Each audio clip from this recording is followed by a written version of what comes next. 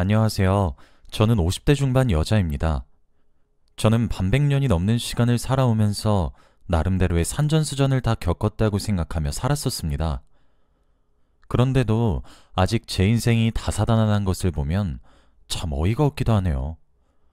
어디서 들은 말인데 신께서는 사람이 딱 감당할 수 있을 만큼의 시련만 준다고 합니다. 그런데 제게는 왜 이렇게 가혹하게 구시는 건지 당최 알다가도 모르겠네요. 세상이 아무리 좁다지만 이렇게 좁을 수 있나 싶기도 하고 그렇습니다. 그래서 저보다 더 아는 것들이 많으신 여러분들께 제 이야기를 들려드리고 하소연 좀 하려고 이렇게 글을 쓰게 되었습니다. 저는 위로 오빠가 하나 있고 아래로 남동생이 하나 있습니다. 그렇게 삼남매 집안의 둘째로 여자아이로 태어난 저는 오빠와 동생처럼 공부에 뜻을 잃을 수 없었어요. 저희 집은 굉장히 가부장적인 집안이었어요. 그렇다 보니 당연히 저는 오빠와 동생의 뒷바라지를 해야만 했습니다. 당시에는 저와 같은 사람들이 무척이나 많았기에 그게 억울하다는 생각조차 들지 않았었네요. 그래도 다행이었던 것은 오빠와 남동생은 자신들의 여동생이자 누나인 저를 끔찍하게 챙겨주었어요. 그래서 저도 오빠와 남동생의 뒷바라지를 불평 한마디 하지 않고 할 수 있었습니다. 게다가 오빠와 남동생 둘 다 공부를 무척이나 잘했었기에 학업적으로도 성공한 사람이 될 수 있었어요. 그렇게 다른 날과 다름없이 가족들의 뒷바라지하는 삶만 살아가고 있었어요. 그러다 저희 어머니가 선짜리를 하나 받아오셨죠. 그때 제가 20대 중반 정도였는데 여자가 나이 먹으면 아무짝에 쓸모가 없다며 두 분 다 성화를 내셨어요.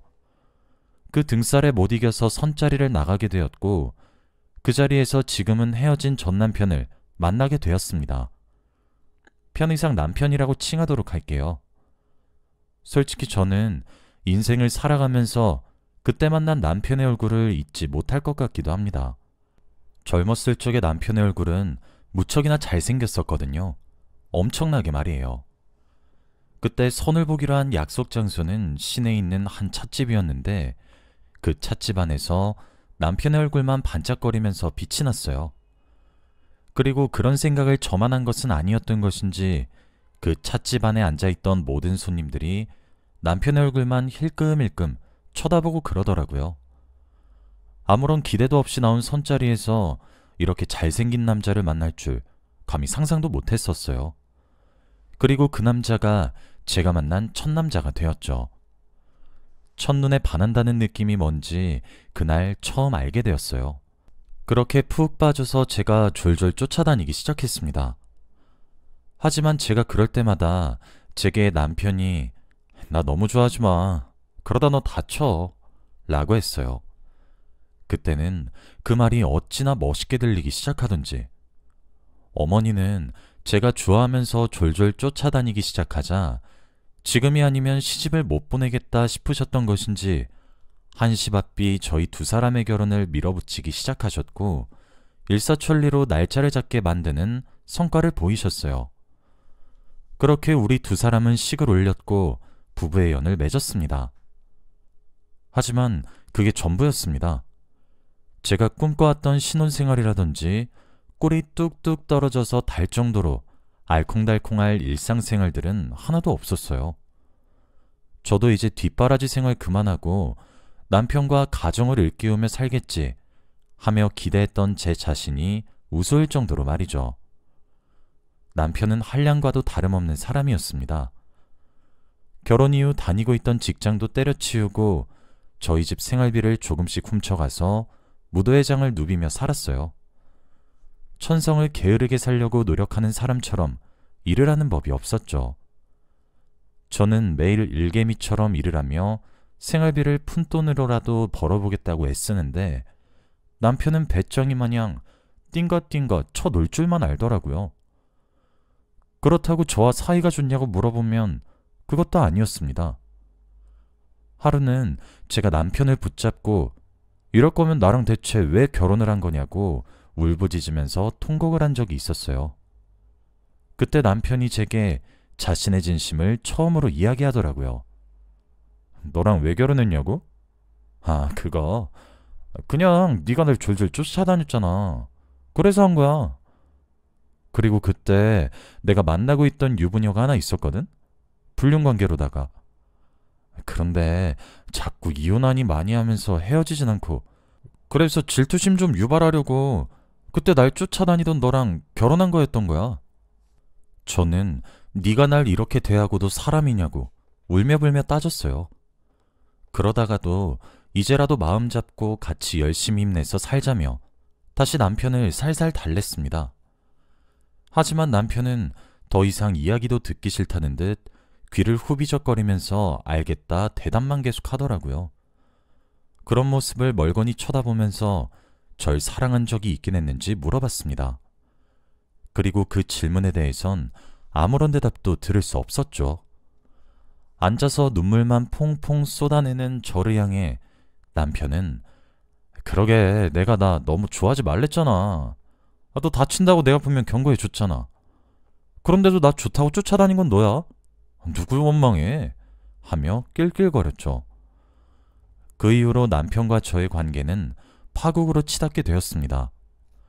의무적인 합방을 하는 날을 제외하면 말이에요. 그렇게 하루하루 어거지로 살아가고 있는데 문득 내가 왜 이러고 살고 있나 하는 회의감이 옴과 동시에 무척이나 서글프기 시작했습니다. 아무리 내가 배움이 짧고 제대로 가진 것 하나 없어도 이런 취급을 받을 정도의 사람인가 싶기도 해서 무작정 짐을 싸서 친정으로 도망을 왔습니다. 당연히 어머니와 아버지는 놀래 자빠지셨고 제게 호통을 치시기 시작하셨습니다. 여자가 시집가서 짐을 싸서 집으로 돌아오는 경우는 대체 무슨 못 배워먹은 경우냐고 하면서 말이에요. 이렇게 더 살기 싫다며 저도 처음으로 그렇게 대들어봤던 것 같아요. 남편은 아내가 친정에 도망을 가든 말든 상관도 하지 않아 했죠. 그렇게 별거 아닌 별거 생활을 하게 되었습니다. 처음엔 못 배워먹었다고 호통을 지르고 고성을 지르셨던 저희 부모님도 남편의 행태를 보더니 해도 너무한다고 하셨죠. 그러던 어느 날이었습니다. 남편이 하루는 친정에 찾아와 이야기 좀 하자고 하더군요. 그러면서 하는 말이 제게 이혼을 요구하는 것이었습니다. 그치만 솔직히 그 당시는 여자에게 이혼을 하게 되면 아주 커다란 흠이 되던 시기였습니다. 주홍 글씨처럼 꼬리표가 남아 여자를 졸졸 쫓아다니게 되는 그런 거였거든요. 솔직한 이유를 말하라고 했고 끝까지 닥달했어요. 그게 왜 저번에 결혼 왜 하냐고 물었던 적 기억나지? 그때 만나고 있던 유부녀가 내가 결혼하고 나니까 자신의 마음을 제대로 깨닫게 되었다고 나한테 돌아오고 싶대. 그래서 그러라고 했어. 그러니까 당신도 나보다 좋은 남자 만나서 그냥 잘 살아. 나랑 이혼은 꼭 해주고 라고 하더라고요. 참 비참해도 그보다 더 비참할 수 있을까 싶네요. 순순히 이혼해달라고 위자료 없이 이혼하자고 요구하는 뻔뻔한 쌍판대기를 보고 있자니 속에서 천불이 나는 것 같고 진짜 화병이 날 것 같았어요. 그래, 이혼을 할 땐 하더라도 내가 곱게는 안 보낸다. 그런 일념 하나로 오빠에게 도움 요청을 했습니다. 저희 오빠는 결국 변호사가 되었거든요. 울면서 오빠에게 쪼르르 다 일러 바쳤어요. 저희 오빠 여동생이라면 정말 껌뻑 죽고 제가 죽으라면 죽는 신용까지 하는 양반입니다. 본인과 남동생이 성공할 수 있었던 이유 중 가장 큰 이유는 여동생의 뒷바라지가 있었고 희생이 있어서 그런 거라고 술만 먹었다 하면 일장연설을 하는 그런 사람이에요. 당연히 저희 오빠 노발대발 화가 났고 집이 엎어졌죠. 그동안 말하지 않고 저 혼자 꾹꾹 누르고 삭혀오던 것들도 다 일러 바쳤습니다. 가족인데 쪽팔릴 게 뭐가 있겠나 싶어서요. 그 자초지종을 들은 저희 오빠는 입에서 불이 나왔고 당연히 부모님 귀에도 들어가게 되었어요. 저희 아버지랑 어머니, 남동생까지 정말 너나 할 것 없이 화가 단단히 났습니다. 어머니는 주선자에게 연락해서 화를 내셨고 아버지는 사돈댁에다가 전화로 욕을 하셨죠. 위자료? 내가 정신이 나갔다고 그 돈을 안 챙기나 싶어서 아주 박박 긁어올 수 있는 것들을 다 긁어왔습니다. 그렇게 저는 남편과 이혼을 했어요. 남편도 저희 가족들이 합심해서 난리를 치고 그러니 시댁에다 도움을 요청했더라고요. 제게 꽤 큰 돈을 위자료로 건네주면서 제발 합의혼을 해달라고 울며 불며 빌길래 그렇게 이혼을 해줬어요. 그리고 저도 새로운 인생을 살겠다고 다짐을 했죠. 그렇게 이혼 후 2달이 지났습니다. 매달 정해진 주기에 하는 생리가 나오지 않았고 저는 설마 하는 마음으로 임신 테스트기를 사서 시험을 했어요. 그리고 제가 받은 결과는 명명백백하게 나타난 2줄이었습니다. 저는 세상이 절 버렸다고 생각했어요. 그게 아니라면 어쩜 나한테 이렇게 가혹할 수 있냐고, 신이 있다면 멱살 한번 잡겠다 싶었어요. 당연히 집에서는 아이를 지우라고 성화를 내셨습니다. 그런데 제가 또 어떻게 그래요? 제 뱃속에 이미 생겨버린 작은 생명을 제가 무슨 자격으로 그런 짓을 할 수 있겠습니까? 그렇게 집안의 모든 반대를 무릅쓰고 고집이란 고집은 다 부려서 아이를 출산했습니다.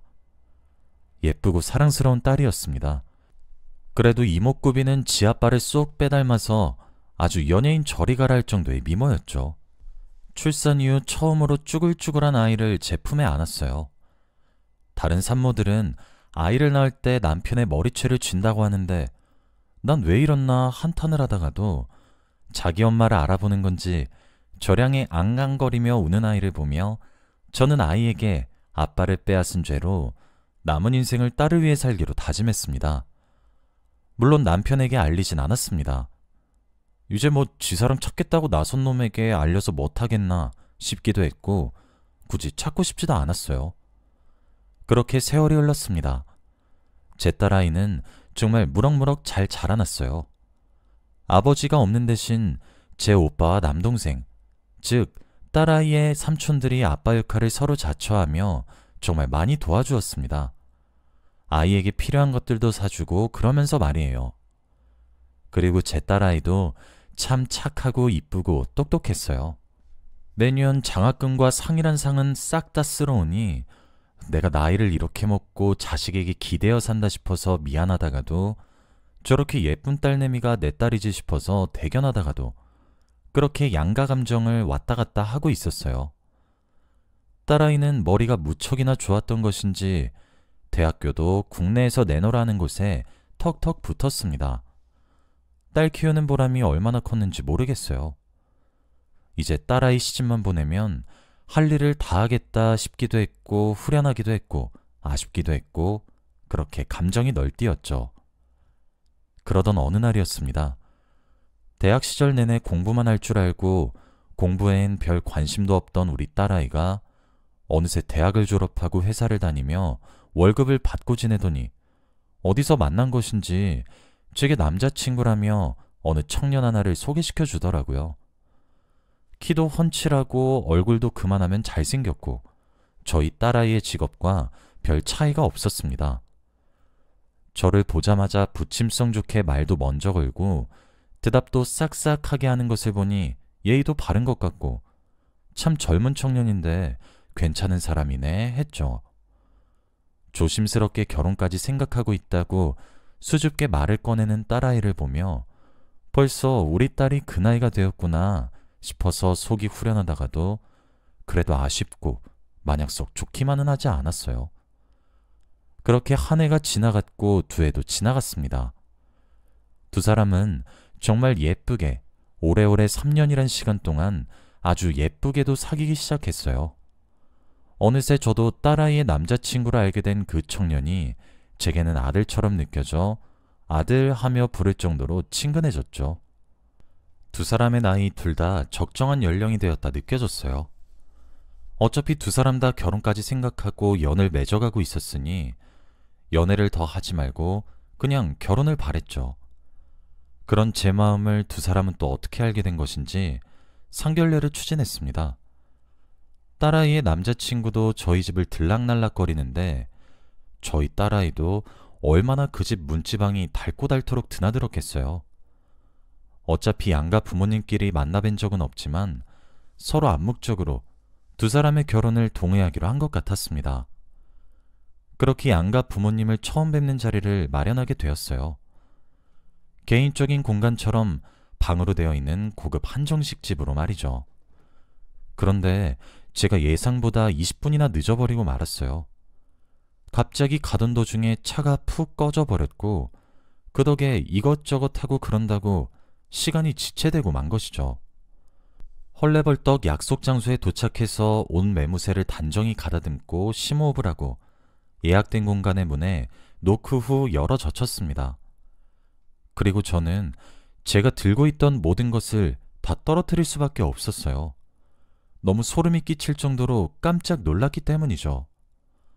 딸아이가 만나던 남자친구라는 아이의 부모님 좌석 중 아버지 자리에는 제 전남편이 앉아 있었기 때문입니다.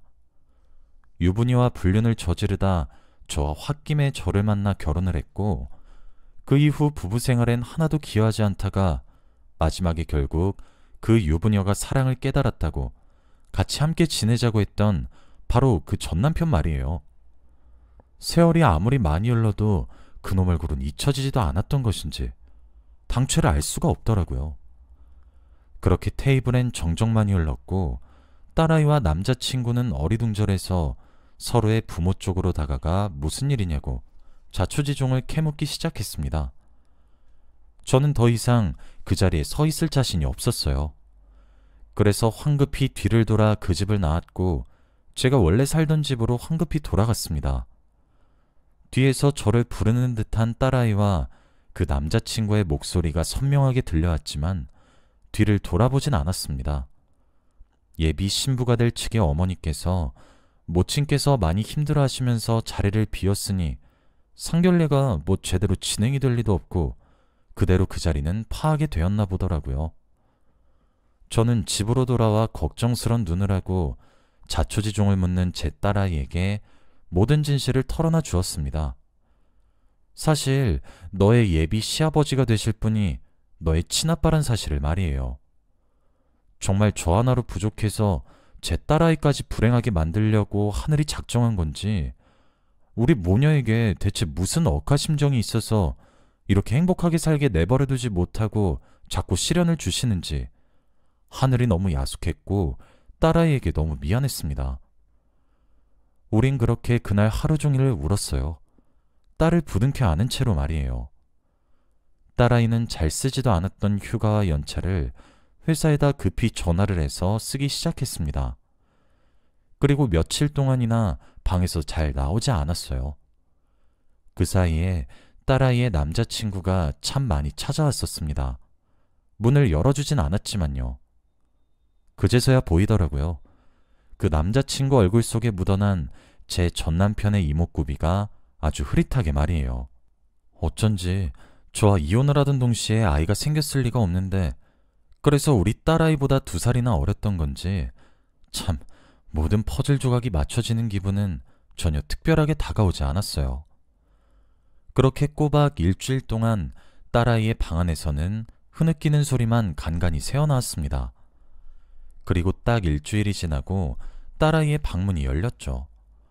그새 얼마나 온다고 진일한지는 다 뺐던 것인지 일주일 사이 딸아이 얼굴이 반쪽이 되었더군요. 그날 딸아이에게 밥을 양껏 해먹였고 밤에 둘이서 술 한 잔을 기울였습니다. 제가 그랬어요. 딸, 엄만 괜찮아. 엄마도 너무 놀랐고 당황스러워서 그랬어. 그런데 딸아, 엄마가 세상을 살아보니까 정말 녹록치가 않아. 알았지? 그런데 네가 만나고 있는 민수, 내가 보기엔 참 애가 괜찮다 싶어. 그러니까 네가 만나고 싶고 좋다면 그냥 만나. 물론 시댁과 왕래를 아예 안 하고 살 수는 없겠지만 최소한으로 부딪히면서 만나서 살아도 돼. 엄만 그래도 돼. 엄마는 네가 행복하면 정말 괜찮아. 다 괜찮아. 라고요. 저는 딸아이가 이제 자신의 행복에 집중하길 바라는 마음이 너무 컸거든요. 그런데 딸아이는 거절을 했어요. 아니야, 엄마. 이제껏 원래도 아빠 없이 살아왔으니까 당연히 내 존재도 몰랐던 아빠? 하나도 반갑지 않아. 그리고 행복, 그건 내가 알아서 정할 거야, 엄마. 나도 엄마가 행복해야 내가 행복해. 내가 민수랑 결혼을 왜 해? 인연이 아닌 거지. 민수랑 결혼해서 불행하다 느끼며 힘들어할 엄마 보는 게 더 힘들어. 그러니까 나 괜찮아. 사실 조금 힘들었는데 이젠 거의 다 정리되었어. 그러니까 걱정하지 마. 알았지? 라고 얘기를 해주더라고요. 그렇게 또 둘이서 부둥켜 안고 한참을 울었어요. 딸아이가 민수에게 무슨 말을 한 건지 알 순 없었지만 더 이상 집 앞에 찾아오는 행동들은 사라지게 되었더라고요. 아마 헤어지자고 한 것 같고 딸아이가 일방적으로 피하고 있는 것 같아요. 식탁 위에 올려둔 딸의 휴대폰 속에는 구구절절하게 만나서 이야기하자고 민수가 보내온 메시지들이 얼핏 보였거든요. 예전으로 돌아온 것처럼 보이는 딸아이의 모습을 보고 있으면 그래도 잘 버텨서 다행이다 싶다가도 보이지 않는 속은 얼마나 썩어 문드러졌겠나 싶어서 걱정이 눈앞을 가리고 있어요. 저와 남편은 대체 무슨 인연이길래 50이 넘은 나이에도 그런 말도 안 되는 인연으로 마주치는 걸까요? 제 딸아이에게 저는 무얼, 어떻게 해야 할까요? 제 미래가 이런 식인 줄 알았으면 처음부터 엮이지 않았을 겁니다.